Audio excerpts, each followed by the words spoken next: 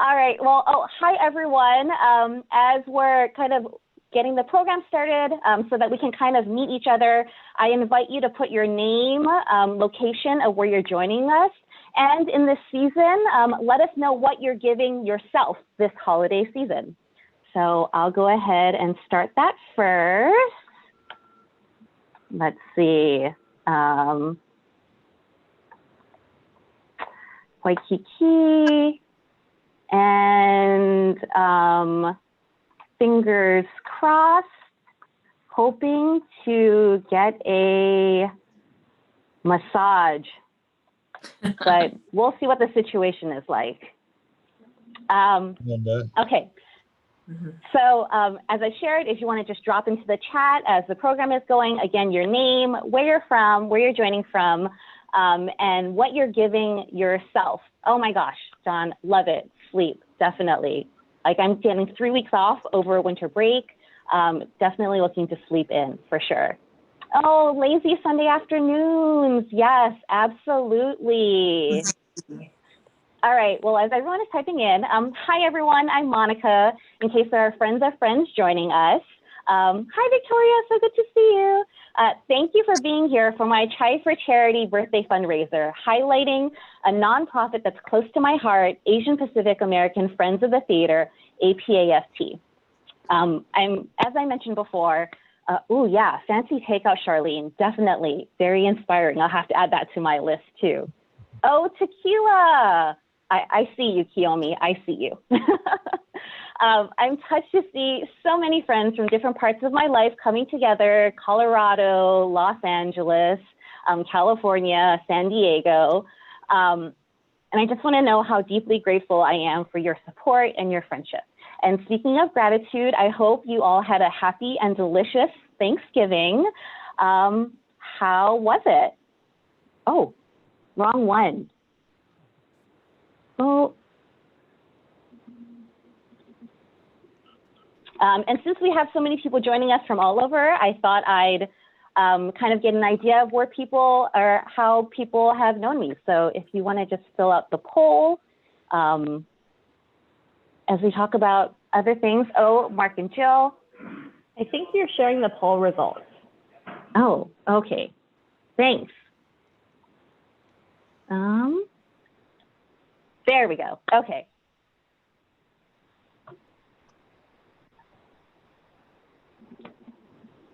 I know. You guys, it's my first time on Zoom. I'm so sorry. Oh, my new furniture. I love it. Oh, vacation, definitely Kathy.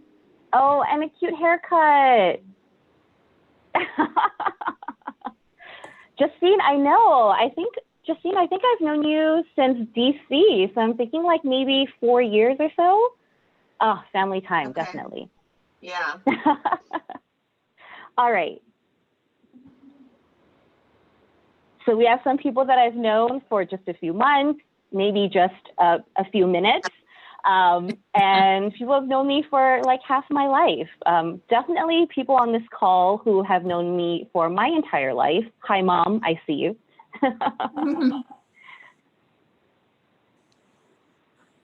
All right. So over Thanksgiving, I did spend some time thinking about what I'm grateful for. And all of you, my family, my friends, the pumpkin and coconut jalapeno pie we're enjoying. And while watching this online play put on by one of Hawaii's local theaters, I thought about my gratitude for how the arts have really helped us during the pandemic. There's this comment that I read back in March that really struck with me that I will share with you. Let's see where it is.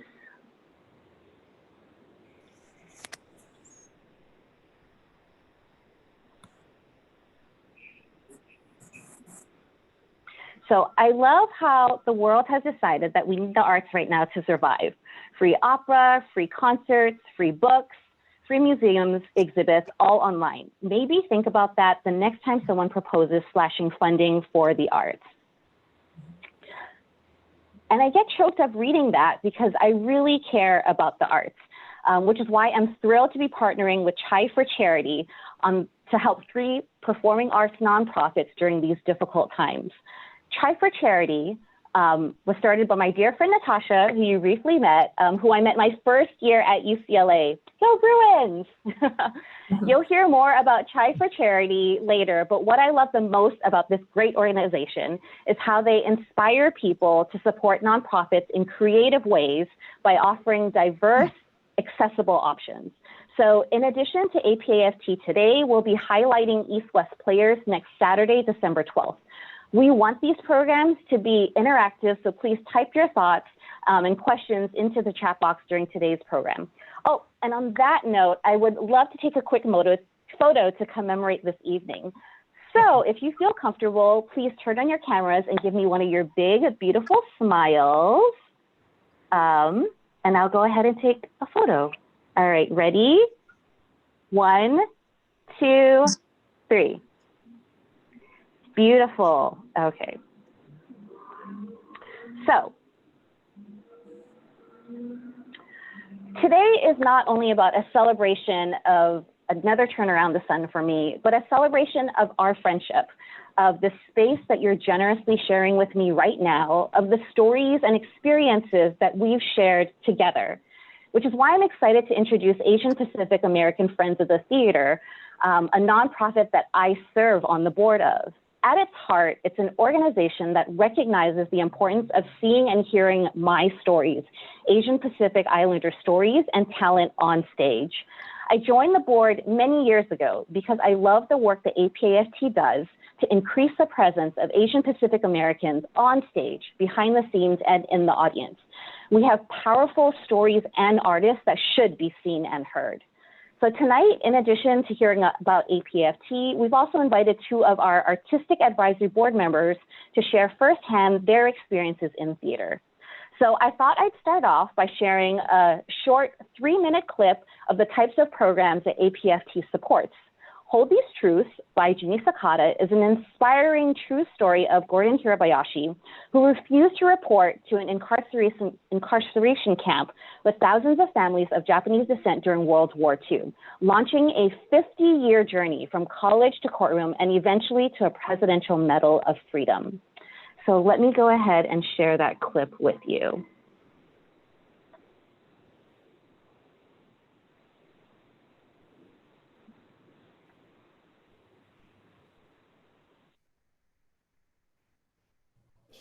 Mr. Hirabayashi, your sentence will be as follows: 30 days for count 1, followed by 30 days for count 2, for a total of 60 days. Does the defendant have anything to say? Oh, yes, Your Honor. I would like a longer sentence. I beg your pardon? Oh, Your Honor, I realize this is an unusual request, but I've been cooped up in jail for 5 months. And my cellmates tell me I can serve the time outdoors, you know, in a road camp. If the term is 90 days, that you won't process the paperwork for anything less than that. I hope you understand. I'd really like to do this outside.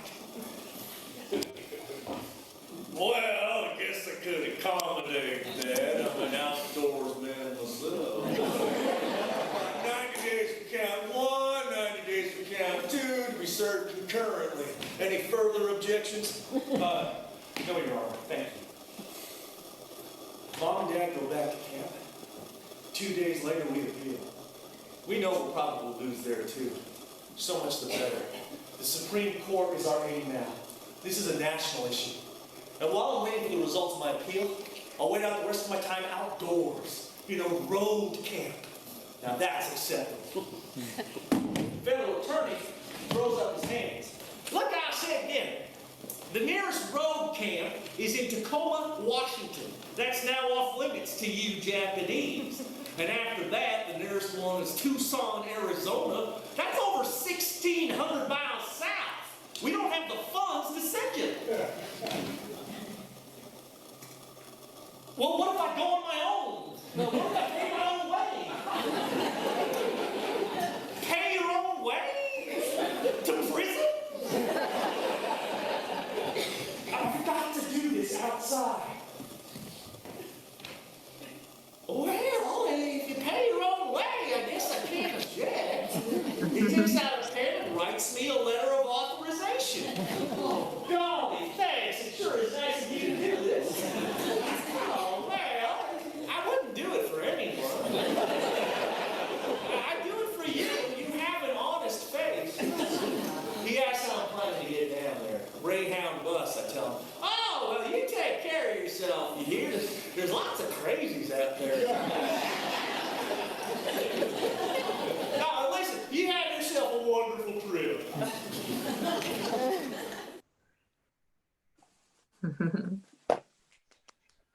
Yay, Ryan! Well, now that we've given the example of one of our programs, it's my pleasure to introduce our Asian Pacific American Friends of the Theater president, Judge Ernest Hiroshige. Happy birthday, Monica, and greetings to everybody. Thank you for inviting APAFT to make a presentation this evening. And thank you to Natasha Wright and Chai for Charity for their great performance in putting this together. I also wanted to thank award-winning director Jennifer Chang and award-winning actor Ryan Yu of our Artistic Advisory Board for joining me in this presentation. And thank you to the board members who are present and guests. APA Friends of the Theater, APAFT, is a nonprofit that is dedicated to enabling Asian Pacific theater artists, actors, playwrights, directors, other performers, and staff to be cast to play parts, get access to, and that APA themed productions be produced on the main stages of this region. By that I mean the Pantages, the Amundsen, Taper, Geffen, Pasadena Playhouse, and South Coast Rep. APAFT is committed to the goal of diversity and inclusion in all aspects of the theater. However, APAFT chooses to focus on the exclusion of APA theater artists due to the egregious nature of this exclusion. Beginning with the NATCO, National Asian American Theater Company of New York City, survey study over 10 years ago that found that less than 1% of APAs were cast in plays on Broadway and off-Broadway productions. This startling fact became the basis for APAFT's activities. APAFT believes a failure to cast APA theater artists in main stage productions has resulted in a negative impact on the positive image of the APA community. APAFT believes that if it's an American play with American characters, then we are Americans and APA actors can play those roles. APAFT has designed programs and activities to help enable APA theater artists to appear and gain access to these main stage theaters.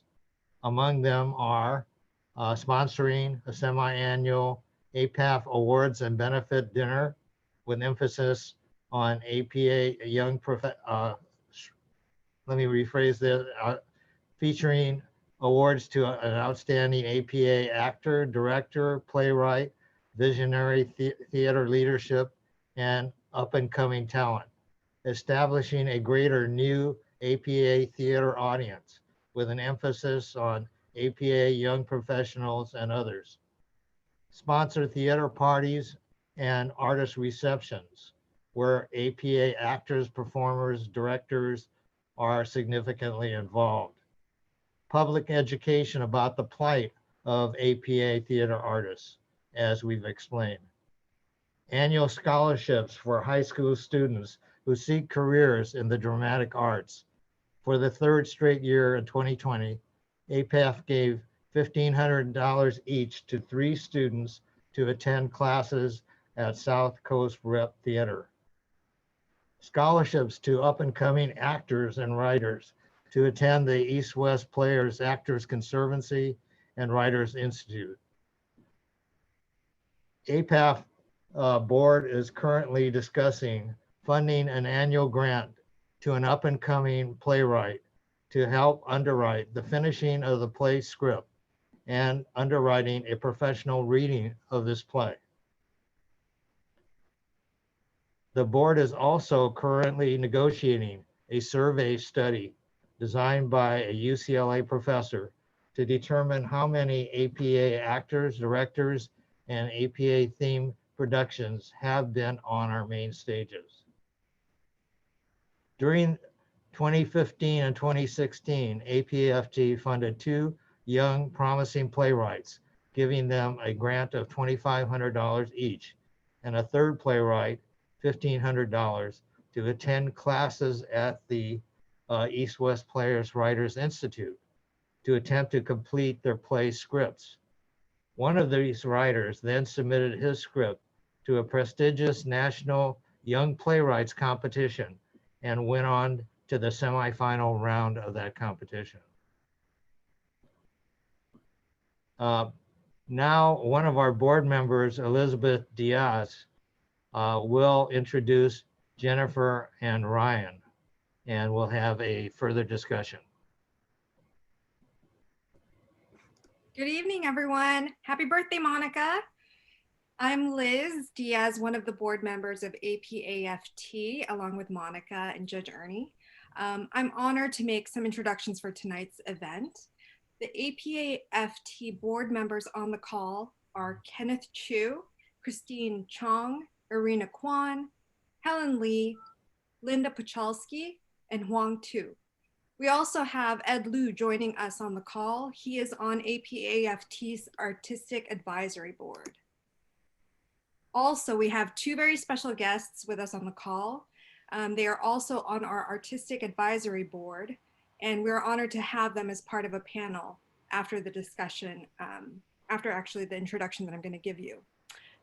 They both are award-winning individuals, and we are so happy to have them here tonight, as well as on our board, our advisory board. Ryan Yu, tonight we are pleased to have you here. You are, of course, an award-winning actor. And in addition to his work as an actor, director, and producer on film, he also has TV credits from Curb Your Enthusiasm and Baskets, among others. Ryan originated the role of Gordon Hirabayashi in Hold These Truths and performed it at sold-out houses. He also originated the lead role of Takeshi in the world premiere of Kimberly's Tokyo Fish Story at South Coast Repertory. Other theater credits include Take Me Out and the LA premiere of Julia Cho's The Language Archive at East West Players. Ryan has the first theater degree ever awarded by MIT. It's a great feat. We also have Jennifer Chang. We are very pleased to have her as well. She is an award-winning director. And just a few of Jennifer's long list of achievements include winning the 2018 LADCC Award in direction for the LA premiere of Viet Gone. She directed Hannah and the Dread Gazebo and is a founding member of Chalk Repertory Theater. Her work on Chalk led to a Novation Award, an LA Weekly Award, and the Stage Scene LA Award. She is currently a visiting assistant professor at Pomona College, teaching acting and directing, and is the head of undergraduate acting at UCSD's Department of Theater and Dance. We are very pleased to have them here tonight. Welcome, Ryan and Jennifer. We'd love to get kind of a discussion going between the two of you. And one of the first questions we'd love to, ask you as we kind of start the discussion would be why you support APAFT and why you feel our organization is important for APA theater artists. I'd have to say one of the reasons we support APAFT is because this is ours in a way that a lot of other places and organizations and things are not. I feel like APAFT has always been a key supporter of us and our work, and it feels very, very much like an outgrowth of ourselves to be a part of this. Yeah, I just to add to that, happy birthday, Monica, by the way, that I always tell people that, because I did start out as an actor and my MFA is in acting, and I sort of found my way into directing career, or the directing career found me, however you want to look at it, but that I would have found my way sooner to directing if I had ever seen anyone who remotely looked like me in a leadership position like that in a room. And I think it is such a powerful thing that APFT, the central core mission is to bring, visibility to Asian Pacific American artists. So, I mean, for that reason alone, it's just an incredible organization filled with amazing people and also consistently honoring just, so many pillars in our community. I actually did language archive with Jennifer Chang, that play that true. you mentioned. Yeah. That is true. That's how we met Yep. at East West Players. Yep. It's been a long and tough journey since then.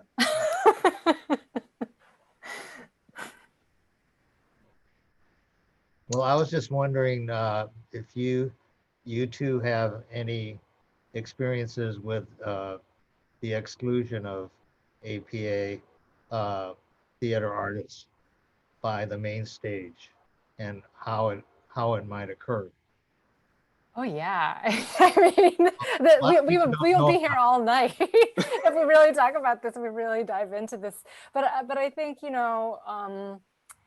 I mean, looking at how representation, the math, right, of how it works out, other than these incredible shows that are being filmed in Hawaii, like Magnum PI, is that right? And oh my goodness, what am I? Hawaii 5-0, right? That most shows really see Asian American actors in the periphery, and there really aren't that many Asian American creatives on the other side. There are more, and I think the wave is really.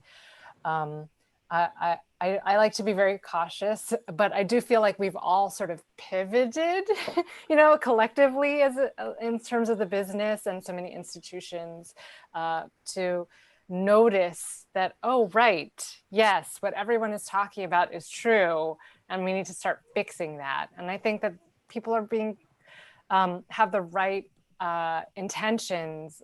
It's slow in coming for sure in terms of the change in the industry, but I do see it changing, and I think like we've got a long way to go. I still see, directly that so many shows written by and starring Asian talent is still, like in particular for directed by, white directors or non-Asian directors. And well, again, this question we could literally spend 15 years answering because I remember, because I went to drama school in England, and I remember I was like so passionate about Shakespeare. My huge influence was this Italian actress from the turn of the century, and I saw myself as this barnstorming Shakespearean actor. And I remember I came here and the doors shut so hard. Like, it was redonkulous. I could not get an audition at most places, and I was beating down the door, and I was like, do I just suck? Is it just, like, I really didn't understand. I remember the first job I got after a year of trying was a play in Singapore with a director who had been with the Royal Shakespeare Company, but it was an all Asian cast. And those were the only people who gave me a shot. And I got to play Horatio at this theater out in Singapore. And we kind of did that.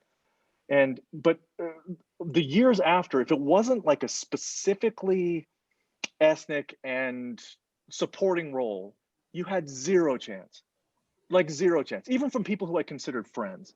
They'd call you in and they'd go, oh yeah, we're thinking about this. There was never a chance in hell. And I remember sitting in the room and just going, like, for me, I think with a lot of us, right, it was a kind of shame thing. We were always like, maybe we're just not good enough. We're always trying to make ourselves better because, that's the only kind of positive approach to some of this. And then, you just hit a certain point where when the turn came, you were kind of like, wow, we've always been here. Like, I remember doing Hold These Truths and finally getting a chance to be on some of these main stages. And the questions from the audience were always hilarious. They'd be like, so Ryan, why did you decide to accept this role? And I was like, accept this role? You think I'm offered multiple leading roles on major stages? This is like, I would kill people to play this part, Yeah. and Yeah, it just was to amazing. add to that, like, you know, like it's so incredible the changes that have happened in the last 10 years. I remember feeling very distinctly as an actor, like, yeah, maybe I'm just not good enough. And this whole idea of systemic oppression, or that there might be cultural ideas that are inherent in our, you know, American media values, right? Like, aren't there studies about how Asian men aren't necessarily seen as sexy? You know, I mean, that's totally changing, you know, and that's What are you obviously talking not about, Jen? true. I don't understand that. What's wrong? That's obviously not true because Ryan's devastatingly handsome. We have this running joke, but but you know, but like, right, those dating apps, they do these studies about like that Asian men and Black women are the less clicked or swiped whatever direction that you do. But that, you know, like, oh my God, like the fact that we can turn to this data, you know, is actually a really, I don't know, relieving thing, that it's like, oh, it's not me. Like, oh, this people who, you know, are generally people have to be twice as good, right, to get half as much. As an Olivia Pope quote from Scandal. But yeah, I'm so sorry that I have to run off because I'm in the midst of rehearsal. But actually, I hope that I can send the link to Monica and maybe pass it on. But it happens to be that at UCSD, where I'm on faculty, that we are doing, for the first time ever in the history of UCSD's theater and dance department, the first directed, written, acted Asian American show. And I couldn't believe that it's like the first time ever that this has happened, when everyone knows, right, the UCs have quite a large Asian American population. And so this play, it's called Exotic Deadly, the MSG play. It's written by a grad student in the program, Keiko Green, who, by the way, UCSD's playwriting program is so kick butt, headed by Naomi Izuka, the great playwright, one of the significant American playwrights right now, and all acted by undergrads, Asian American undergrads. And we are coordinating, since we're in COVID times, remote filming. So all of these students have a green screen and lighting kits sent to them and various props. And then we record them, and I'm directing them through Zoom, but I don't have the exact eye line. And then we're compositing them together. So it looks like I'm happy to show a sample if I'm able to share the screen, just to show you before I run off. But I hope that you can attend because it's free. You know, we're making all the digital content free on campus, but I think it's really going to be something special. It'll be like wonky and awkward in parts because obviously, you know, if we don't have a multi-million-dollar visual effects team, you know, but I mean, it's pretty amazing. This is a super rough something. Yes, let us know if you can share your screen, Jennifer. Yeah, let me see. Oh, Jennifer. Yeah. Jennifer, I know you're going to leave, which is fine. You told us you were going to leave, but just in a short answer, I mean, you're obviously a very talented director and actor. Yet, how do you feel you're excluded from the main stage?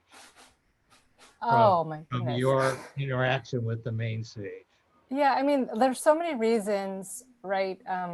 Especially when it comes to leadership positions, there's so many easy reasons to come up with why you shouldn't be a leader in the room, right? Is it your gender?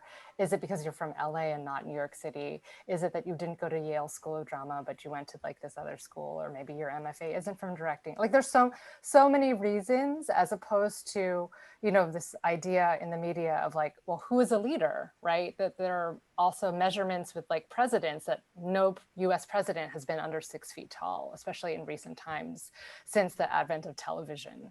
You know, that we have this media invested idea of what leadership looks like, and that we all are complicit in it when we don't question those values. And so I think that, you know, in terms of being an Asian American, I think it's time for us to be rowdy and, you know, make some demands about who is a leader. You know, I like to say that it's revolutionary to take up space and be a pain in the butt in a room as a tiny Asian woman. So So yes, I guess it's more right now, it feels like, oh, we're all fighting back collectively, and that's where APAFT comes in. Okay, let me see if I can. I just wanted to say that, Jennifer won an award for her directing of Viet Cong. But in the talk back when we went to that production, all the actors talked about her as the director and making the production so great. So, I mean, that was my initial exposure to her greatness. That Thank you. The actors were spending, 80% of the discussion about the play about your direction. That's really kind. Anyway, we know you have to go work and rehearse. Can you see my screen? Yeah. Everyone see this? Okay, so Yeah, this is like how they're being composited, and mind you, they're all individually, right, recording on an iPhone, on their own personal iPhones at home. And when we've put them together, so that's one little snippet. And then I just want to show you some, like, this sort of amazing thing.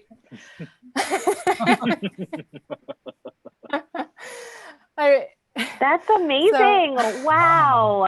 So, we're still not done. Those aren't the exact backgrounds, but, the fact that these are things that we're able to accomplish right now, or at least, messing around with and doing experimentation and research in terms of how can we continue doing storytelling, because we're all turning to storytelling in our time of crisis and, isolation. And also, how do we continue to also attempt to be as inclusive as possible without any barriers in terms of distance, right? We have a student in China who's working with us along with all the students who are spread out throughout California. But thank you for having me. Thank you for coming. I'm so sorry to run away. No. Thank you so much. Yeah, thank you so much, Jennifer, Ryan, Judge Ernie, Liz, and all of the APFT board members who joined us for today's program to really share the incredible work that APAFT is doing. So thank you again for all of that information. Thanks, Jennifer. I do want to now turn it over to Natasha, who's going to share more about Chai for Charity. And sorry, I also have to run. Is that all right? And but could I say one thing before I go? That one of the things that APAFT is so important for is a lot of times when you do this and you kind of get your final chance, you get a big role or something like that. The shame difference between all of us people of color and people who weren't was night and day. Like I booked a pilot and I was so happy, but it was such a rare thing for me that I was so determined. And I remember I did a scene and I did it and I saw it and I was like, yeah, I kind of sucked in this. And, for me, I kind of felt, oh man, here I had my one shot and I blew it. And then I looked at the people around me, they had no shame. The people like Donald Trump, do you know what I mean? Like they can do whatever they want. They can fail in whatever ridiculous way. And both their inner attitude of like, I will always get another chance. And also the way the world goes to them and goes, oh, hey, yeah, you have all of these. I just realized this shame thing is a construct. It's inside our heads. It's made to keep us down by people in power. And I think that's literally true, because one way to deal with people kind of saying, hey, we deserve an equal share is to kind of go, yeah, when you deserve it. The truth is nobody deserves it. The truth is you go out there, you put your truth out there. It starts off shaky, it gets better and better. And the path of all of these artists is like that. And I just wanted to say thank you to APAFT, because that support is one of the things that lets you pick your head up again and try again after, because it takes numerous times like until you're finally at a place where you're kind of killing it. And until then, you just got to keep putting it out there. So I just wanted to say thank you. Thank you. Thank you, all Ryan. Right, bye. Thanks for coming.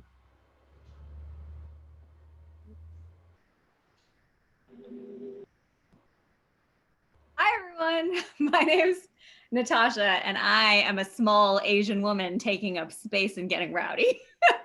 My name is, as I mentioned, Natasha Wright. I am the founder and executive director of Chai for Charity. I'm also practically a lifelong friend of Monica's and several other people on this call. And I'm going to tell you a little bit about Chai for Charity and about how the model works. And then we're going to do some fun games with Monica for her birthday. Happy birthday, Monica. So Chai for Charities mission is to inspire people to give in creative ways. About 10 years ago, I was looking for a way to invest in local nonprofit efforts, did a bunch of research, got really excited about the nonprofits that I learned about, and felt compelled to share that with my girlfriends. So I reached out to my girlfriends. Several of them are on this call. So this was 10 years ago. I reached out to my girlfriends and I asked them to run a Chai for Charity in their city. And we ran 6 Chai for Charity events 10 years ago. And collectively raised $6,000 for survivors of domestic violence. It was electric. We were going to start a thing, a movement was underway. And 2 weeks later, and also Monica actually helped me name Chai for Charity over drinks in San Francisco. So the name Chai for Charity is due to a very close relationship with Monica and her knowing me really well. So 2 weeks after that magical event, when we were going to start a movement, I discovered that I was pregnant with my first son. And I have essentially been pregnant ever since. So I've got 3 sons under 10. And every year I'd go to my husband and say, this is the year we're going to relaunch Chai for Charity. We'd rebuy the domain and I'd get pregnant again, or I'd be nursing a small infant. So we put Chai for Charity on hold for about 7 to 8 years. And in that time I moved to Colorado and we ran the second Chai for Charity 7 years apart in my backyard in Colorado. And again, it was electric and we started a movement and we are now 2 years old. And we're trying to create a model that's as inclusive as possible of people of different socioeconomic backgrounds and generations. So what we do is during a Chai event, we work with a host. We essentially have the same model that we had way back when. So back then it was me telling my friends about the 3 nonprofits that I was super excited about. And today we do the same thing. So we work with hosts like Monica, where we get to work with her friends and tell them about the 3 nonprofits that she's really excited about and the things that are important to her. During the event, we also invite you to give in 4 categories: money, goods, time, and talent. And the idea there is to make sure that you can give in ways that honor where you are in life. So 20-year-old me had no money and no talent, but lots of time. 40-year-old me has no time and some money and some talent. 60-year-old me will have a different version of those things. So that's why Chai for Charity exists in the way that it does today. A couple other things. I'll stop there. So a lot of this can be found in your emails, and I want to make sure that Monica has enough time for us to get to know each other. Thank you. Thank you, Natasha.